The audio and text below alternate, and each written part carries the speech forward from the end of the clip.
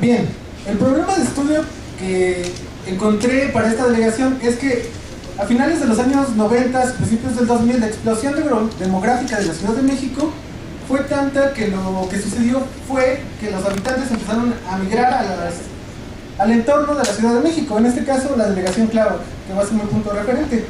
La delegación Clava, que es este punto verde, y este es como todo el Distrito Federal separado en delegaciones. Siguiente, por favor. El objetivo general es analizar a través de los imaginarios sociales cómo es que se ha modificado el entorno geográfico de la delegación y en específico el pueblo de San Pedro Tláhuac con relación a unos humedales que están en esta zona. Es importante detallar esto porque la identidad socioterritorial en torno a las lagunas es lo que se está viendo afectado actualmente. Siguiente, por favor.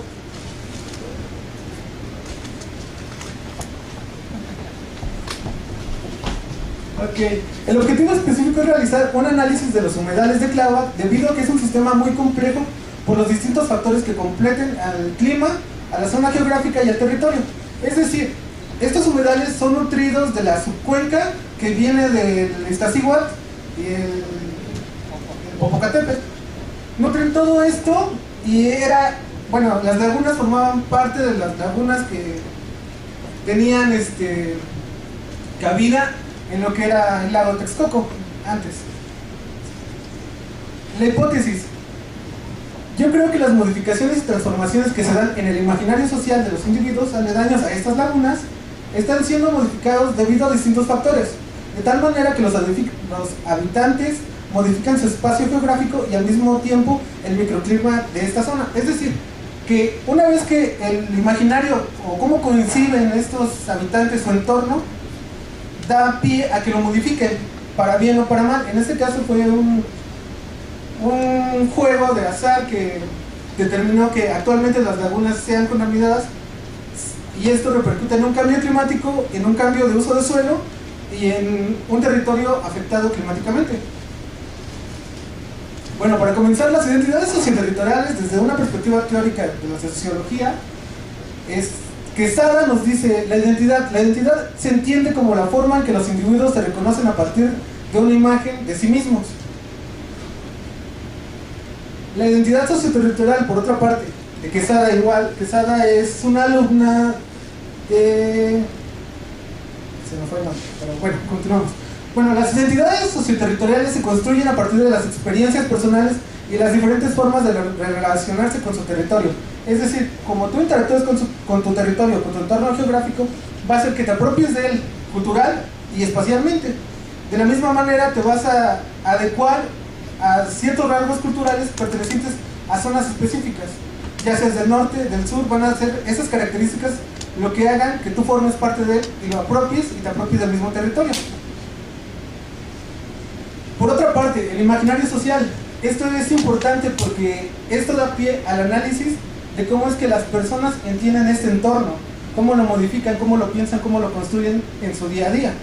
El imaginario social es algo más complejo que las construcciones intelectuales que pueden abordar las personas cuando reflexionan sobre la vida social, de un modo distanciado. Esto lo propone Charles Taylor.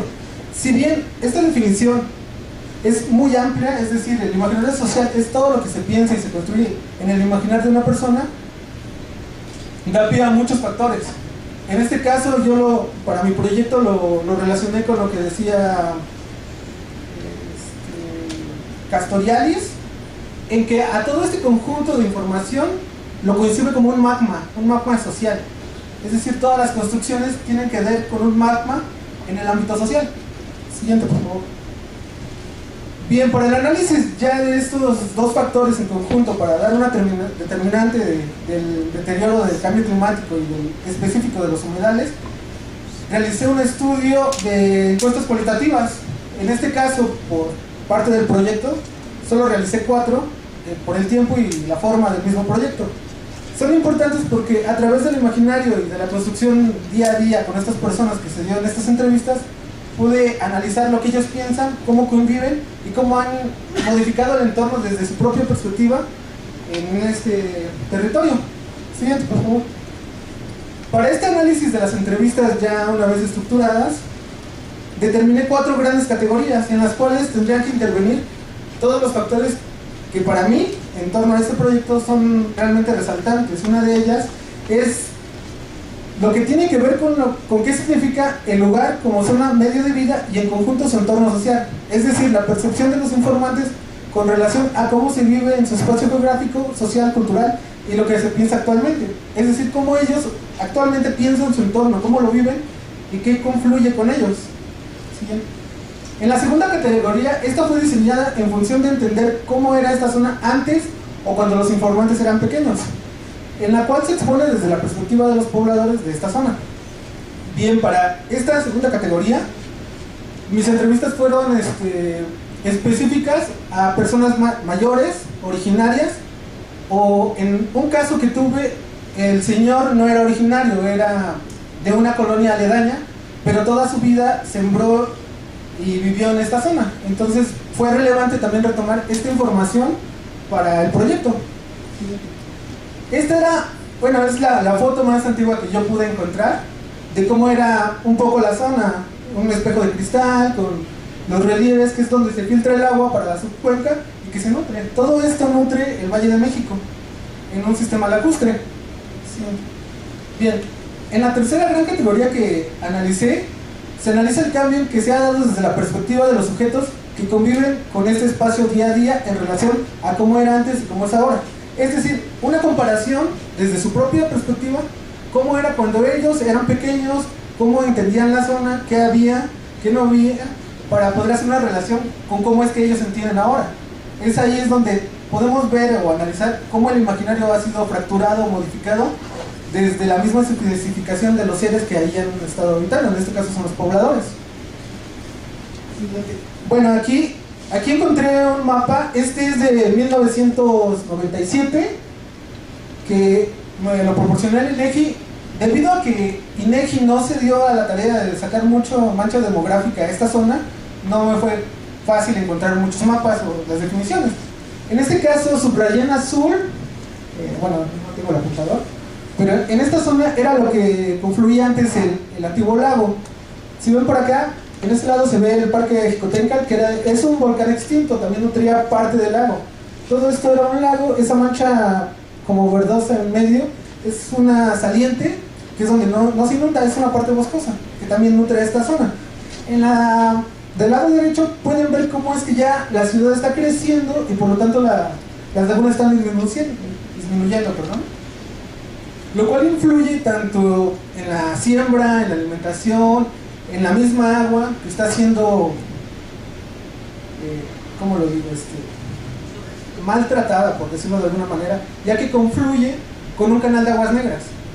Entonces, en cierta época del año, el canal se desborda en un tramo y se conjugan las aguas. Entonces, si bien lo mencioné hace rato, todo esto viene de una subcuenca que manda agua al Distrito Federal. Es decir, que de cierta manera estamos siendo consumidores de esta agua, a gran o menor medida, pero estamos siendo influidos. Siguiente, por favor. Bien, para mi cuarta categoría, esta categoría se encargó de analizar el hecho de que si los entrevistados, después de tener todas estas modificaciones y afectaciones, aceptarían irse de este lugar y por qué. Me pareció muy importante esta pregunta debido a que, siendo personas originarias, teniendo una construcción de vida hecha ahí, establecidos, con familia, el decirte a ti, con esos problemas, ¿te irías a vivir a otro lado? Teniendo una familia, todos esos aspectos sociales, la mayoría de las personas, bueno, de estos 4, 3 dijeron que sí. Entonces, ¿cómo es que fracturas todo un esquema de vida por un cambio, entre comillas, pequeño, ¿no? Que ha sido modificado en distintos aspectos? Siguiente, por favor. Las conclusiones en torno a esto es que lo que se encontró en torno a la delegación y a las modificaciones de su identidad socioterritorial fue variado, pero seguían un patrón, el cambio climático. Los distintos informantes comentaban que el clima estaba cambiando y eso repercute en distintos factores que provocan una desapropiación de su territorio en términos de arraigo sociocultural.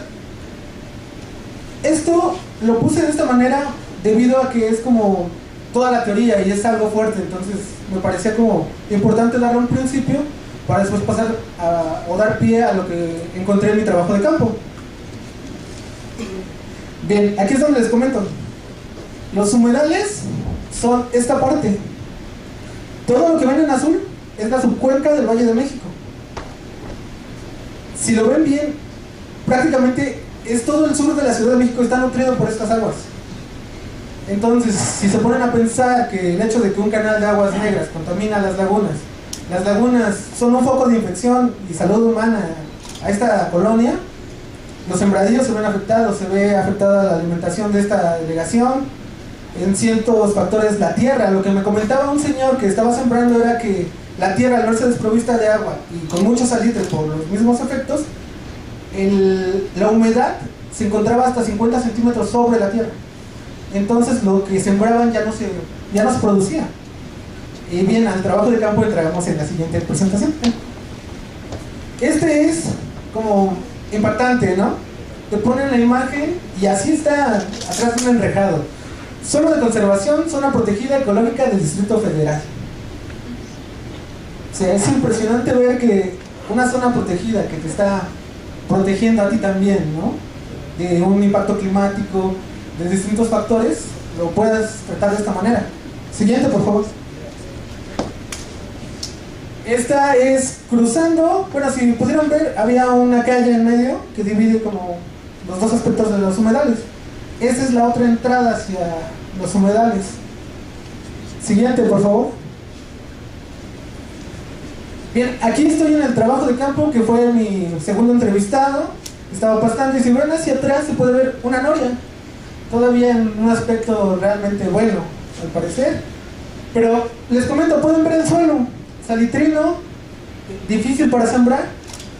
Y era el que me comentaba, yo no puedo sembrar aquí. Entonces lo que le preguntaba al final de la entrevista es, ¿usted se pretende ir o si le ofrecen un bono para irse de este lugar, lo haría?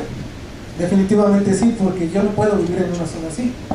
Otro de los factores que me pude encontrar o localizar en este proyecto en torno a las entrevistas fue que sí tienen claro que hay un cambio.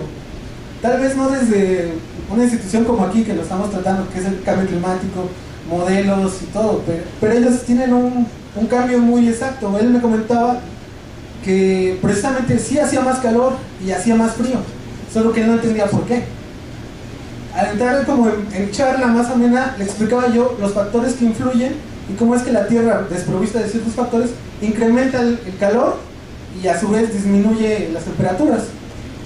Y él tenía muy claro ese sistema. Bueno, aquí pueden ver cómo confluyen las aguas. Al ver el drenaje muy malo en la zona, bueno, al final de cuentas en el Distrito Federal creo es lo mismo, tienden a sacar sus vías de drenaje hacia el canal. Es como decir, pues a mí no me sirve, ya nadie se va a dar cuenta, pero pues en un futuro estamos viendo las repercusiones. Aquí es como un canalito. De hecho había chinampas en este lugar. Los canales eran abordados por trajineras, lo cual hacía el viaje de maíz y de alimento hacia el Distrito Federal en los años 60, según tengo entendido. Este es el segundo entrevistado. Él tiene podríamos decir que un ranchillo ahí, muy pequeño, pero igual la misma queja, yo ya no siembro porque no se da. Su comentario era que años antes, unos 20, 30, lo que ellos llaman una yartada es un bulto de maíz. Podían cosechar hasta 80 o 90 bultos por media hectárea. Y ahora cosechan 30.